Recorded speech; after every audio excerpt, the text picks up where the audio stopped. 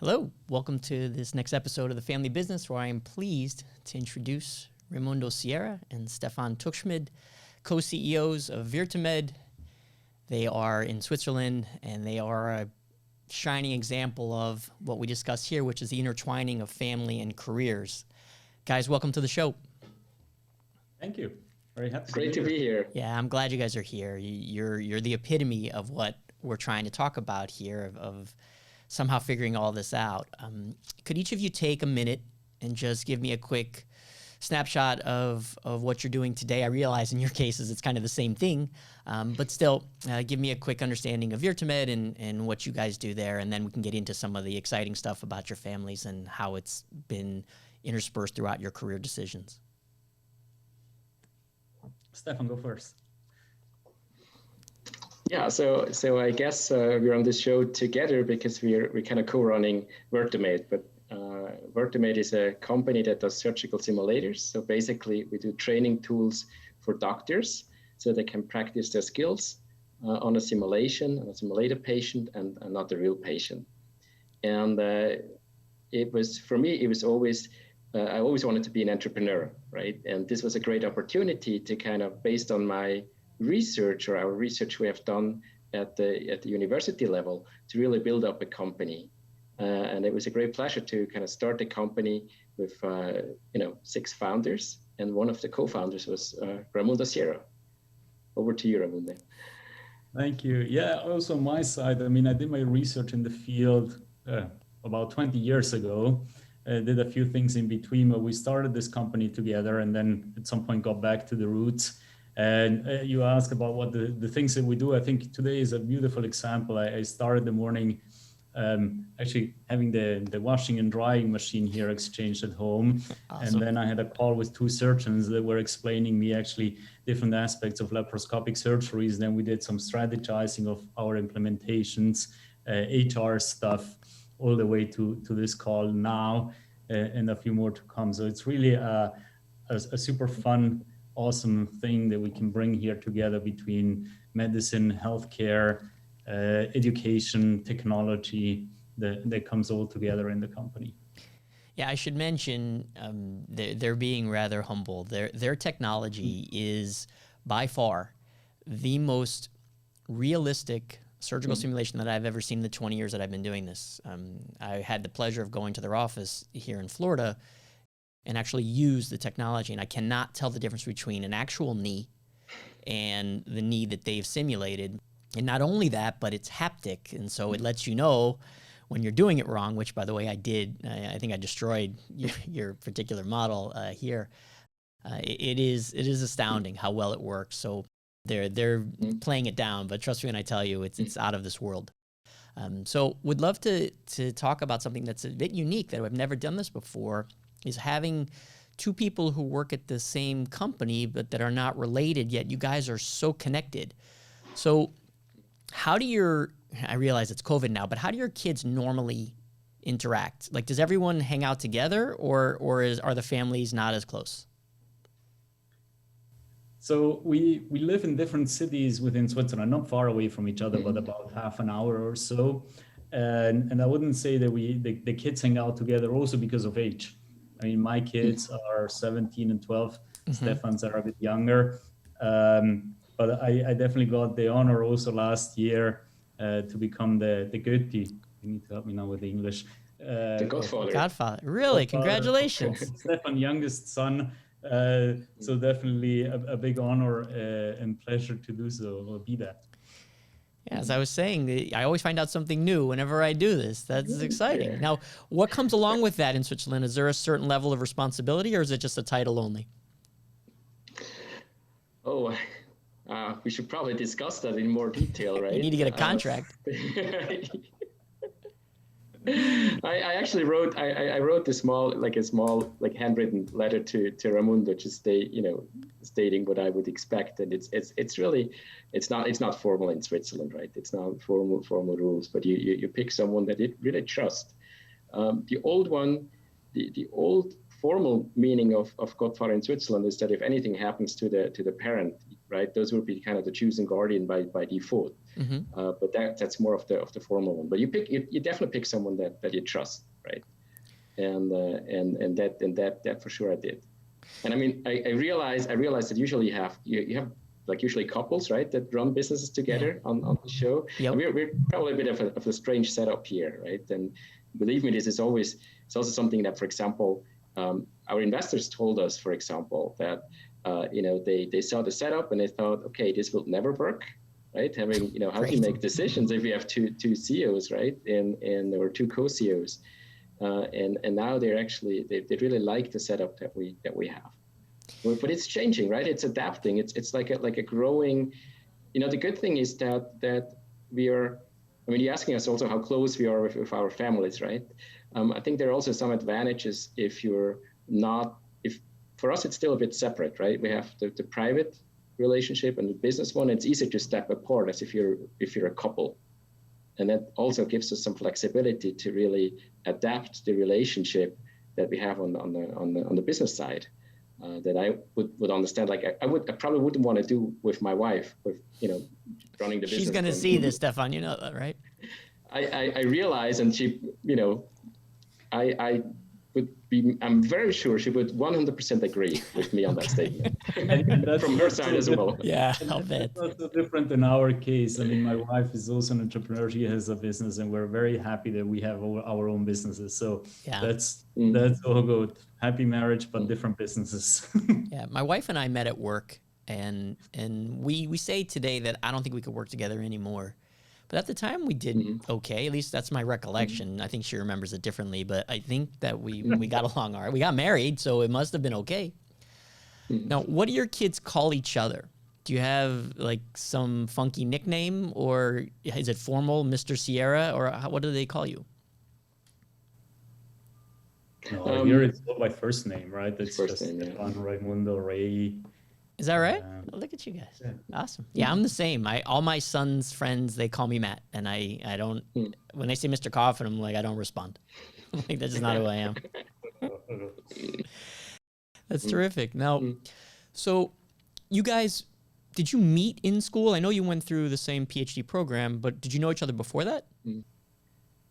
No, so the story is that in about 2000, 2001, the professor, who's also a co-founder, he got this large grant. And in that, one of the projects, out of 12 projects, there was surgical simulation. And within that project, there were about 16 PhDs over time. And so it happens that I was the first one in 2001 when he got the grant, and I started working on this.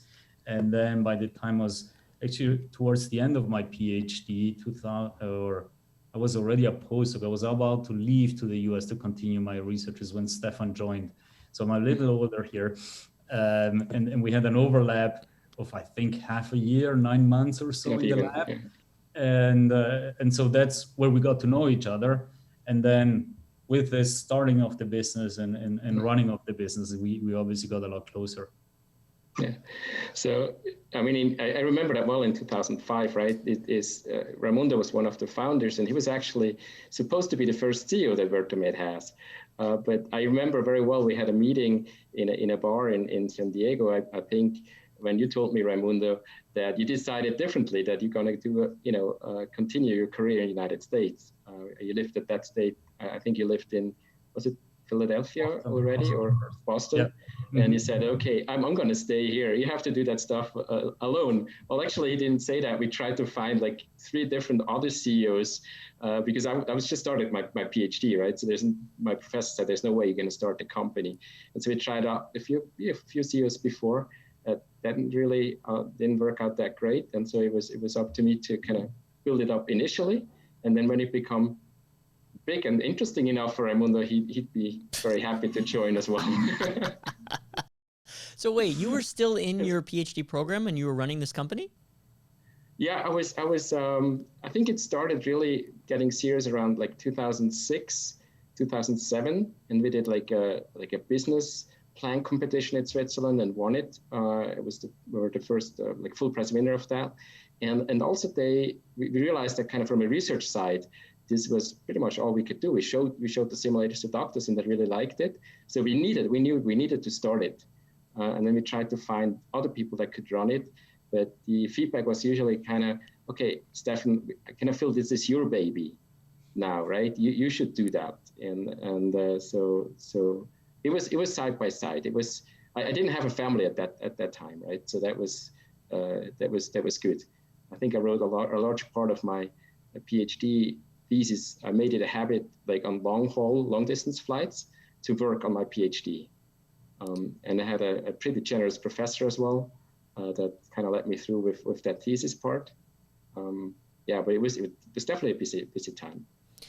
Raimundo is. It's also not the same, right? It's a startup. It's in Switzerland. We don't do the startups in like a garage setup, like you say in the United States. It's usually the underground, the cellar of the university. So we really kind of the basement stuff. And then with two people, of course, it's not the same. It's small, right? Initially, startups are really small.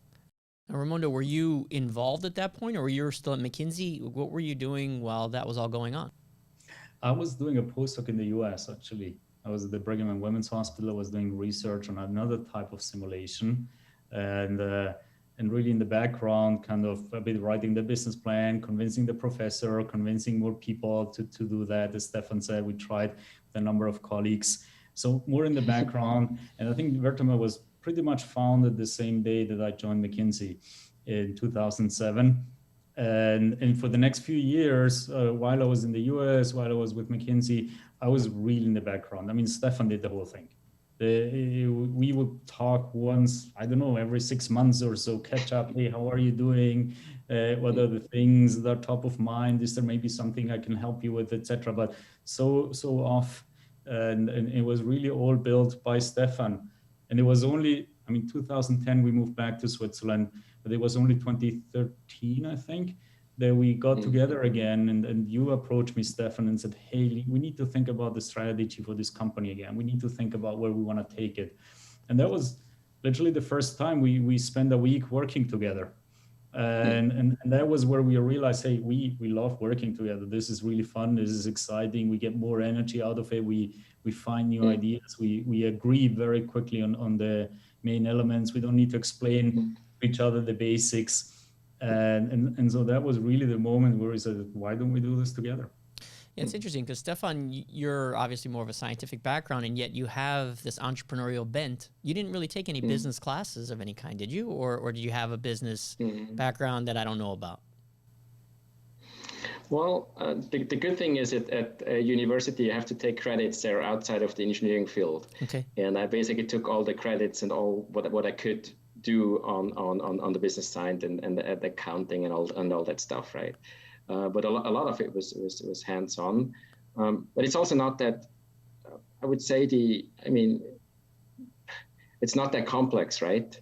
It's initially it's really the business model is, who is paying whom, how much and when, and it's not that complex. And I think in terms of like building up the business, I really liked people like same guy Kawasaki, The Art of the Start, simple recipes to make it. And then there's also a pretty good support system in Switzerland that really kicks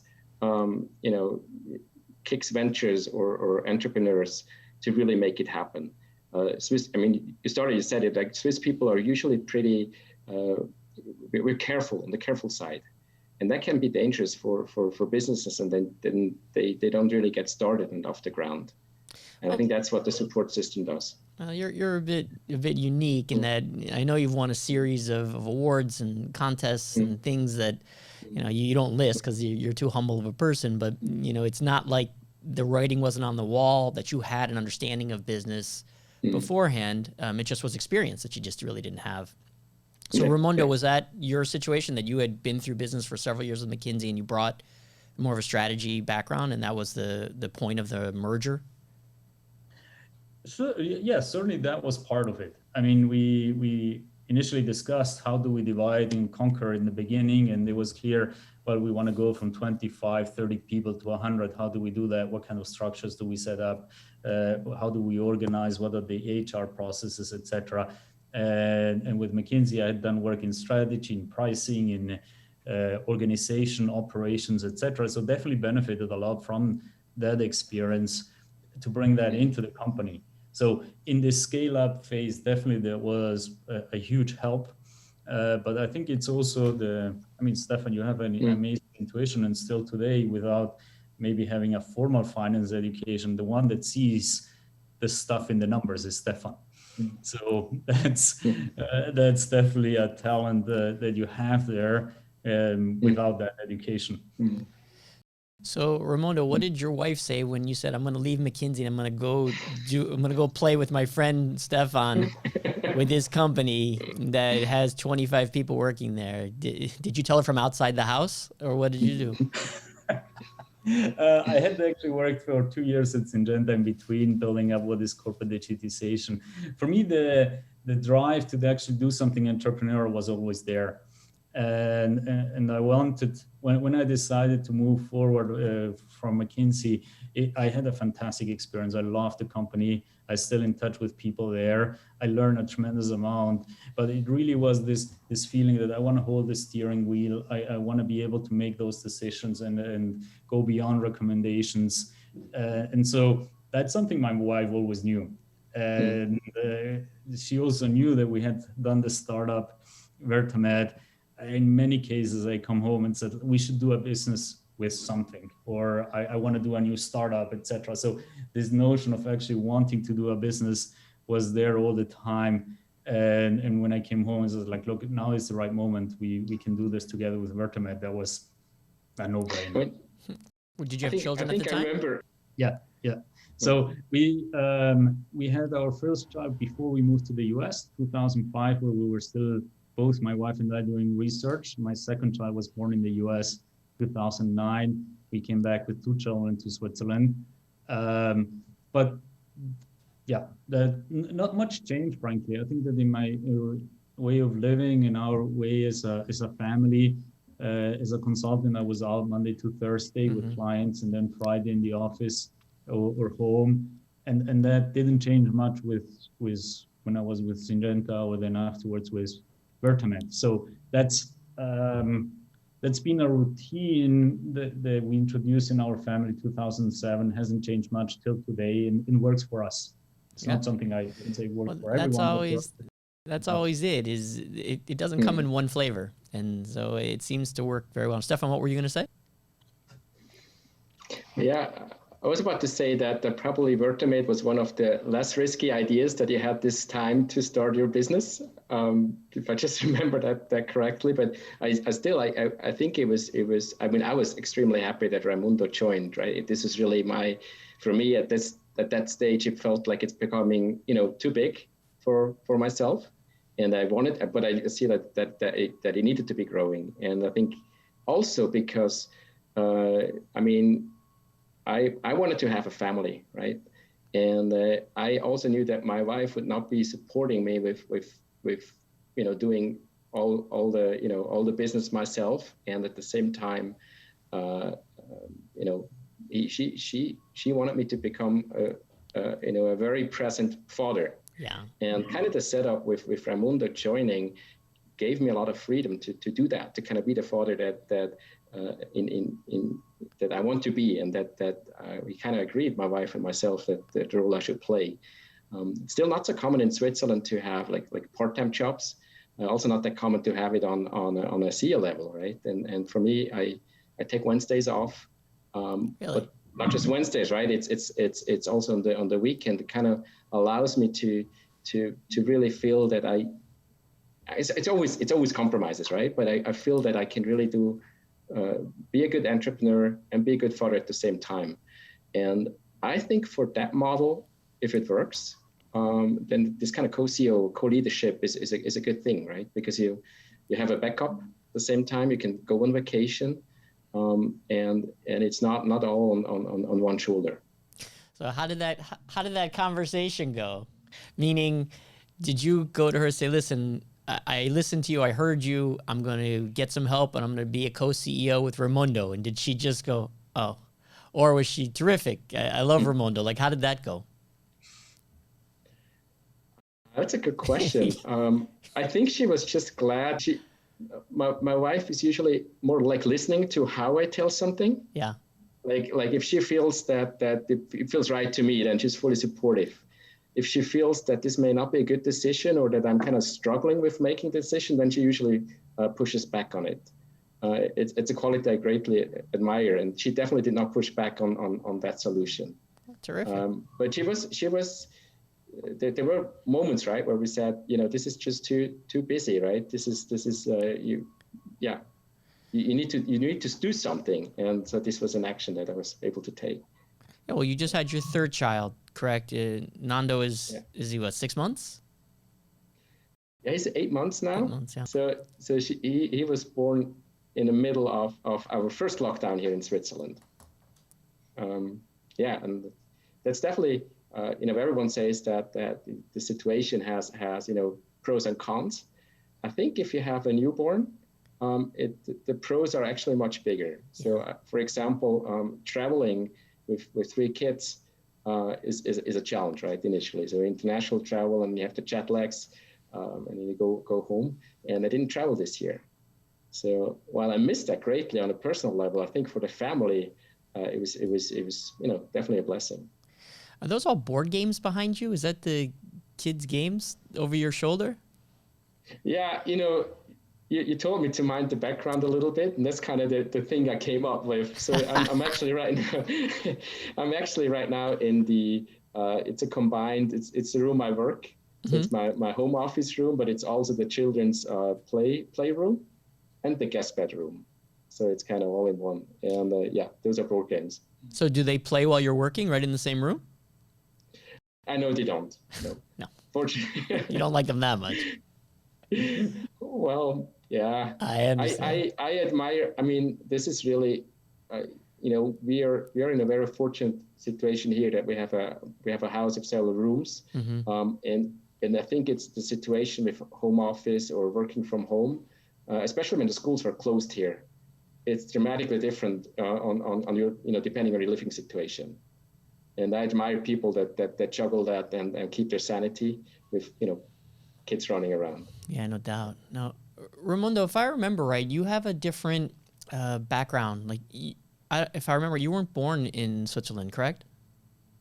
I was born in Switzerland, but I was 1 year old when we moved to Chile. My father is from Chile, so I grew up in Chile until I was 11, and then came back to Switzerland.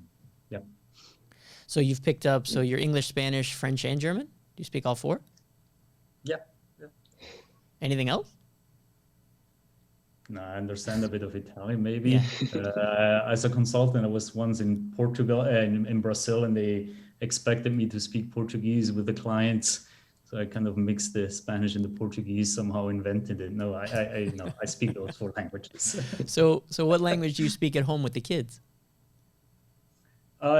Now it's Swiss German. For a while it was English. We wanted to keep the English when we came actually from the US back to Switzerland. That lasted for maybe 2-3 years, but then the environment and also the amount of presence that I'm home. Right? At some point it kind of was like, hey, you're the only one we speak English with. Okay. And so the daily routine basically made it less and less. Nevertheless, both of them are quite fluent in English. They learned a little bit of Spanish, but I think there is a reason why they call it mother tongue in the stronger influence from the mother's side, and that wasn't the Spanish. Does it help with all of the English movies and music and all of the pop culture? I imagine they pick up English a little easier than the adults. Absolutely, and they're on Netflix and all these YouTube, etc., and they watch everything in English. Sometimes I see my younger son actually even watching stuff in Chinese, and I was like, do you understand it? No, but I get it. So do they have TikTok? Do your kids use TikTok in Switzerland? The kids here are on it all over the place.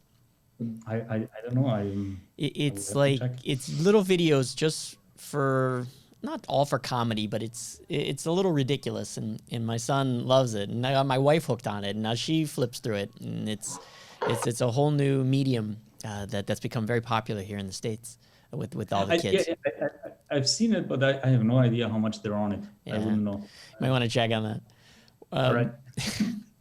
So before COVID, how did you guys go on vacation? Did you take turns? Did you ever travel together? Like, someone's got to be watching the store while you guys are out, I suppose. No, well, I think that at some point, actually, that's no longer required. I think we're at the size where it's okay if both of us are off for a week or so. At the same time, yeah, we do coordinate and we plan and we say, okay, when are you gonna go on summer holidays? When am I going, etc. So we do a bit of coordination, but it's not constraining in any way. And the other cool thing is, and that came actually with COVID, we were limited in where we can go for holidays last year. And a lot of it was going to the mountains. It's a beautiful country. We could go to the mountains, do hikes, etc. And we also met there, right, with the families and did a hike or met after a hike to hang out a little bit together in nature. So it's quite flexible, and I don't think we feel any constraints in that sense.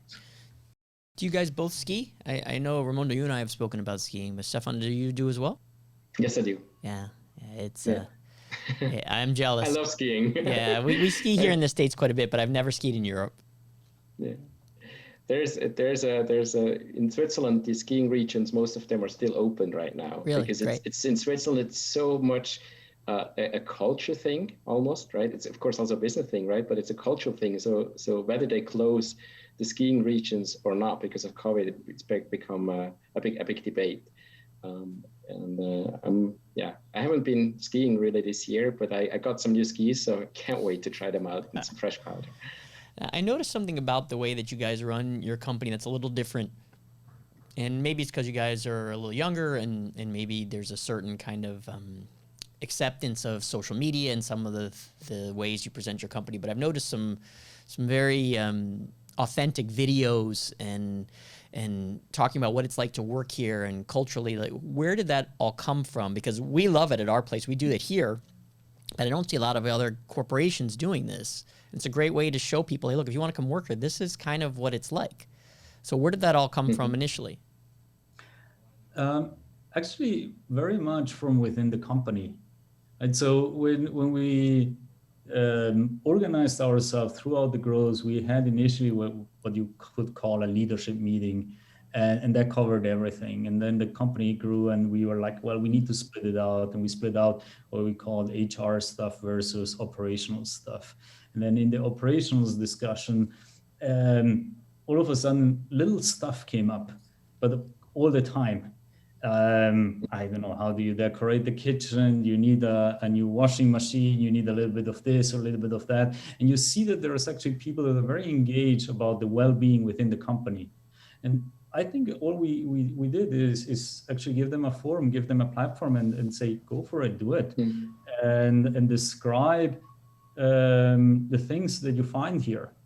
And so I think that's what makes it authentic. It's not that we're saying, hey, please, we want this, or can you do this, or create a video or whatnot, but rather, hey, these are your ideas, make them happen, and indeed they're great, and represent them the way you want. And that's part of what, I mean, they, at some point, they relabeled themselves to Great Place to Work. Later on, we found out there is a competition. There is actually a whole thing about Great Place to Work. And we also got that award, but it was really the group of people themselves and brainstorming and thinking about the things that can be improved. And that also persisted also throughout COVID. And it's a bit more limited now, the things that we can do. We cannot get together. We cannot have the same parties as we used to have. But the type of ideas, what can we do for the office? What can we do for colleagues? What does happiness at work mean, etc.? There's people that are just really naturally interested and passionate about this. And we love it. And I think, just give them the forum to do so. Sounds like a family. Yeah, I think we were able to, I mean, a family changes, right? If the family grows from 30 people, which is already kind of big family, to 100 people, there are naturally some changes. But I think what Raimundo has a great talent, and what you did, Raimundo, was to have this kind of transparency by default really implemented deep. So basically in our company, everything is public for, unless there are really good reasons to not have it public, but everything, is shared. You can access it. And it doesn't matter what team you're in, right? If it doesn't matter whether you're in sales team or product management team, by default information are there. And this kind of transparency as a implemented actually helped with new tools, with different channels that kind of opened up and shared. And as there's only very little restrictions on what should not be shared everywhere, I think that helps for the culture a lot, and to kind of have initiatives that drive the innovations. Yeah, I mean, we always talk about it here about having a safe place to speak your mind, and whatever idea it is, good or bad, I don't want you to keep it to yourself. The one idea that I think you guys have done that I love is those vans, the mobile simulators that you guys do. How did that all come about, and where is that now? Same. Actually, this was, we wanted to launch a new product last year in laparoscopy. And I think that if you were amazed by the product that we had so far, this is even better. Wow. I mean, this is already the next level as well for laparoscopic surgery training. And we wanted to launch that, and COVID hit. And so the normal channels that you have, conferences, etc., they just didn't exist anymore. And so we basically, within the team, again, people came up with ideas like, look, if we cannot go to conferences, if we cannot invite potential customers over, let's go to them. And the first truck was literally like, pick up the phone, rent a truck, and set it up. And yeah, it had these challenges. It wasn't that easy, but the team made it happen. And they went and contacted, and they traveled to the different hospitals, and then over time professionalized it, found the more sophisticated trucks, or more professional looking, or whatever you want to call them, and systematized this. But again, it was an initiative from the team thinking about what can we do given the context that we're in to launch this amazing product. And so I think it's again one of those beautiful situations of examples of innovation in a pandemic, and initiatives out of the team. Yeah, clearly. I mean, it's enough that you guys have a presence on LinkedIn that I noticed. I mean, granted, I'm biased, I'm paying attention, but even so, there looks like some significant groundswell of interest, which came from something novel like that. And I think that's great that you guys are able to see this as an opportunity, as opposed to a lot of people seeing COVID as a negative. There are situations where you can benefit, from what's going on, and that's terrific. Yeah, I mean, you guys are a very unique situation, and the fact that it works so well is even more impressive. To try it is one thing, but to make it work is another. Where is it all going? Like, what's next from this, provided that COVID, we find a way to get on top of it this year? Where is everything going for Virtumed and for you guys and your families?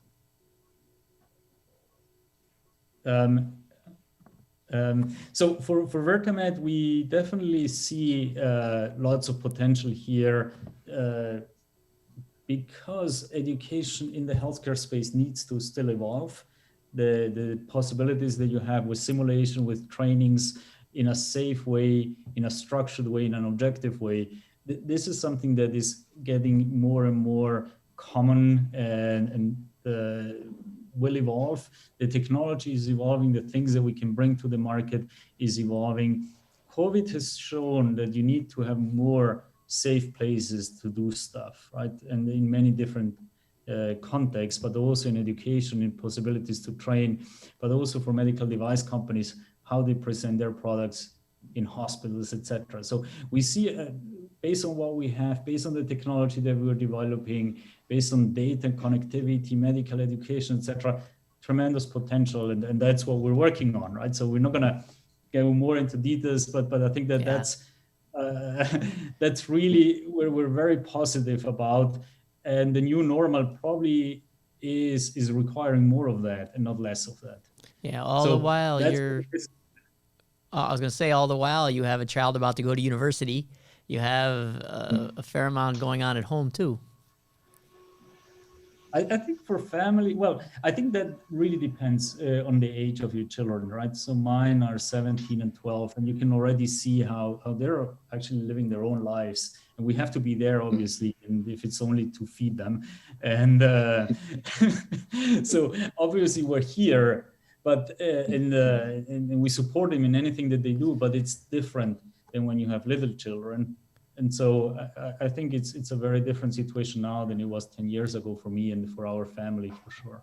Yeah, Stefan, so your background is so strong technically, academically, in your science. Like, how do your children respond to all of this? I realize some of them are younger than others, of course, but is it hard for you, like a football father trying to make sure they're playing sports all the time? Do you constantly show them science, or are you letting them grow on their own and find their own interests? Yeah, I think they're still young. So right now, it's all about it's hard to kind of maybe you can nurture a little bit, but you definitely cannot shape them, right? They have their own interests and they develop whatever they want to develop. And it's not that I would, they should choose whatever makes them, whatever they're passionate about makes them happy. And I mean, my mom wanted me to be a doctor, right, and become an engineer. So maybe they will become whatever, right? Yeah, it seems to have worked out for you. Yes. Awesome. Well, look, I cannot tell you how much I am glad that we finally got this squared away, because I knew you guys would be great for this. You're shining examples of what this is all about to be, which is how do we intertwine the careers in our family, and by you taking Wednesdays off and Raimundo changing his travel schedule just to make sure that you're around. I mean, it's amazing how well you do both. And not just that you do it, but you do it successfully. This has been The Family Business, where family is what binds us. This is Raimundo Sierra and Stefan Tuchschmid, co-CEOs of Virtumed. And thanks so much for being a part of it. Thanks for having us. Anytime. Bye-bye.